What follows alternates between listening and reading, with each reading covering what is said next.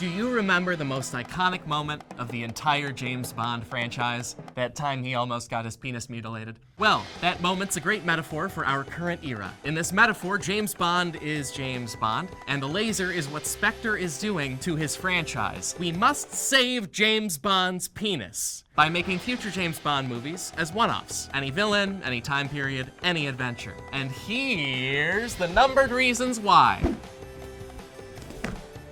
Okay.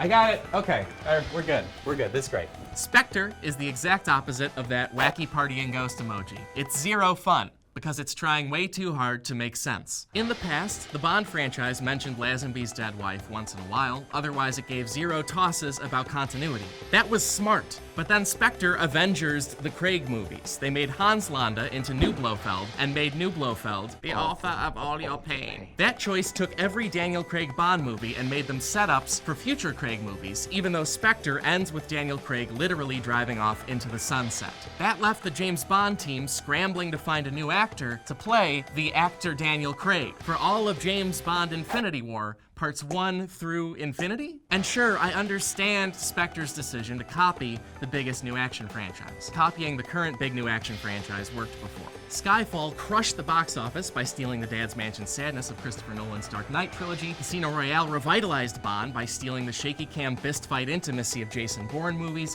Moonraker exists because Star Wars happened. But copying Marvel's approach is more than a style decision, man. It's a story decision, and it's fixing what ain't broke. According to 538, every official James Bond movie, except Die Another Day, has a better than average IMDb rating. Half a century of audiences like them. So all you need for a good Bond movie is the Bond formula, minus Madonna, plus zero context. Meanwhile, Marvel movies are drowning in context. They're a bunch of prequels for prequels, and they star half a dozen Avenger actors who will retire from the gig any day now, unless Marvel gives them a raise on their collective per-movie salary of $81 million.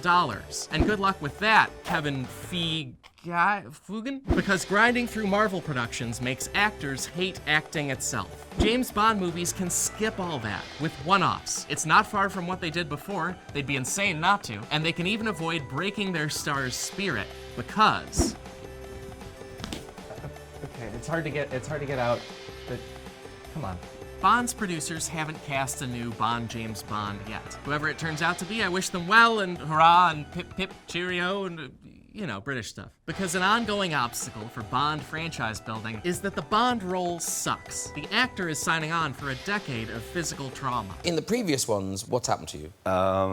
I've had my right shoulder reconstructed. I've had this left knee operated on, my right knee operated on. Also, if 538's stats are right, a Bond actor's future movies will be worse regarded by critics because they can't stop remembering when the guy was inside a tuxedo and two ladies. Sex. Those long Bond movie shoots also eat up too much time for an actor to express creative range by, say, to pick a totally random example, doing Guillermo del Toro and Apartment Snowpiercer and Hank Williams in one very fulfilling year. You can't blame Daniel Craig for quitting and saying he'd only come back for the money, but an approach of one-off Bond movies could entice a new Bond actor with money and creativity. Having new villains and new time periods and new storylines every time lets an actor keep reinventing the role, instead of maintaining an 8-year Vesper Lind memories grimace. Also, the actor can know that if their first one-off Bond movie is a dud, the producers can shake up the next one. Or if their first movie rules, the producers can repeat what worked. That flexibility is the secret weapon of the Mission Impossible franchise. Those movies star Tom Cruise, awesomely stupid action, and Ving Rhames' hats, because those things are perfect. If you only keep up what's perfect about your franchise, it lives forever, and it won't become an old man. Speaking of...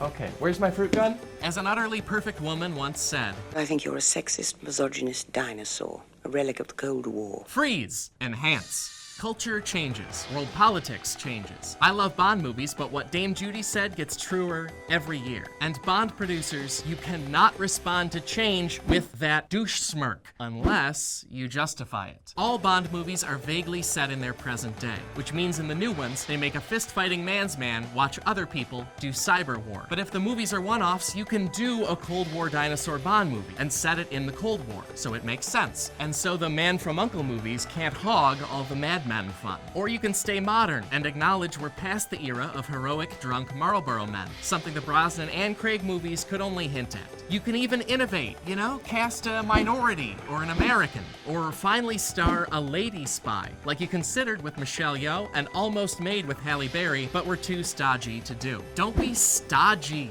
Bond producers. Be fun. You know, fun tends to be good. Good tends to last, and lasting franchises are more than lucrative. They can make something so iconic, it's instantly recognizable, even if some goofball's imitating it with a banana. Okay. Well, wasted that one. Oh well, it's one banana, you know? It's no big deal.